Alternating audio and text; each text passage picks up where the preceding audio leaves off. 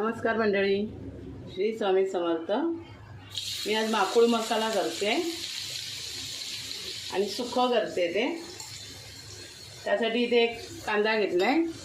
कांदा आता व्यवस्थित पहिल्यांदा परतून घेऊया आपण।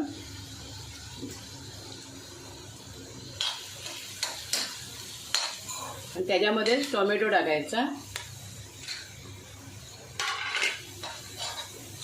त्याच्यावर थोडंसं मीठ टाकून घेते, म्हणजे कांदा लवकर लाल होईल।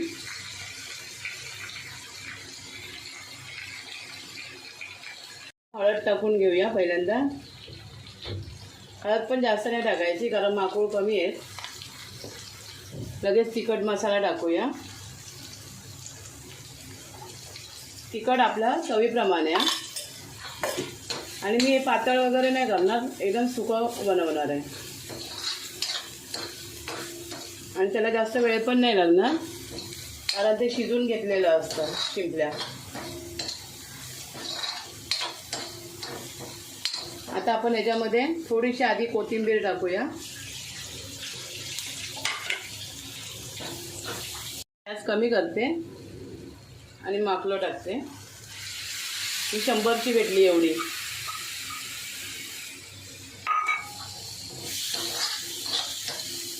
एवढी जरी असली ना तरी त्याला चव भारी लागते।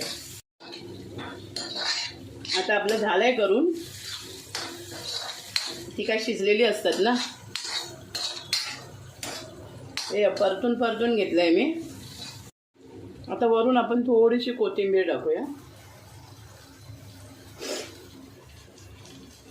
आणि एकदा मिक्स करून घेऊया। हा बघा मंडळी, आपला माकुळ मसाला। कांदा टोमॅटो भरपूर पाहिजे याच्यामध्ये आणि असं मग सुकं करायचं।